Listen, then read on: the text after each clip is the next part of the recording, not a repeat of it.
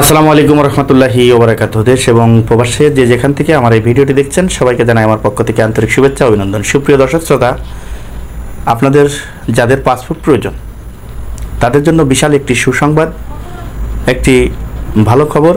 যেই খবরটি হচ্ছে, পাসপোর্ট করতে আগে আপনারা জানেন যে পুলিশ ভেরিফিকেশন করতে হতো, পুলিশকে টাকা দিতে হতো।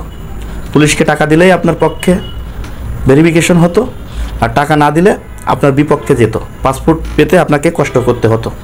আমাদের দেশের অন্তর্বর্তীকালীন সরকার ডক্টর ইউনূস সাহেব বলেছেন যে পাসপোর্ট করতে কোনো ভেরিফিকেশন লাগবে না। এটাই সত্য, এটাই ঠিক। কারণ পাসপোর্ট করতে ভেরিফিকেশন কেন করতে হবে? কারণ আমার একটি ভোটার আইডি কার্ড যদি থাকে তাহলে আমি একজন বাংলাদেশের নাগরিক।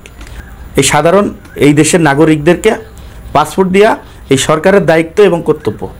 তাই যেই সরকার এই ভেরিফিকেশন নামে এবং বিভিন্ন নিয়ম শৃঙ্খলার মাধ্যমে এই পাসপোর্ট পেতে যে লক্ষ লক্ষ টাকাও মানুষের গুনতে হয়েছে, এই জিনিসটা দেখেন অন্তর্বর্তীকালীন সরকারে যারা রয়েছে বর্তমান, তারা যে সিদ্ধান্ত নিয়েছে অত্যন্ত চমৎকার একটি সিদ্ধান্ত।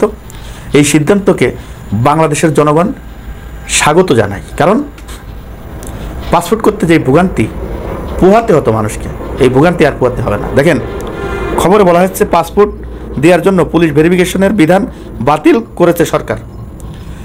প্রধান উপদেষ্টা অধ্যাপক ডক্টর মোহাম্মদ ইউনূস বলেছেন, পাসপোর্ট পাওয়া নাগরিক অধিকার।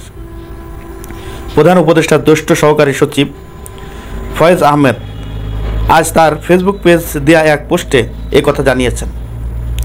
ফয়েজ আহমেদ প্রথম আলোকে বলেছেন, আজ রোববার জেলা প্রশাসক সম্মেলন উদ্বোধনী অনুষ্ঠানে প্রধান উপদেষ্টার এই সিদ্ধান্তের কথা জানিয়েছেন। কথা তো ঠিকই বলেছেন, কারণ পাসপোর্ট পাওয়া আমার একটি নাগরিক অধিকার, আর নাগরিক অধিকার থেকে আমি কেন বঞ্চিত হব? তাই যারা বিদেশ যাওয়ার জন্য হোক, বিভিন্ন দেশে যাওয়ার জন্য হোক, ট্যুর দেওয়ার জন্য হোক, যারা পাসপোর্ট করতে চাচ্ছেন তাদের জন্য অত্যন্ত সুসংবাদ বললেই চলে।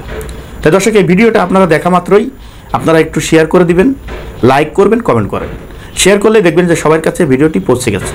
দর্শক, আজ এই পর্যন্ত। পরবর্তী ভিডিও দেখার অনুরোধ জানিয়ে এখানে বিদায় নিচ্ছি। আমি মোহাম্মদ মিতুল হোসেন। আসসালামু আলাইকুম রহমতুল্লাহি ওবারাকাতুহু।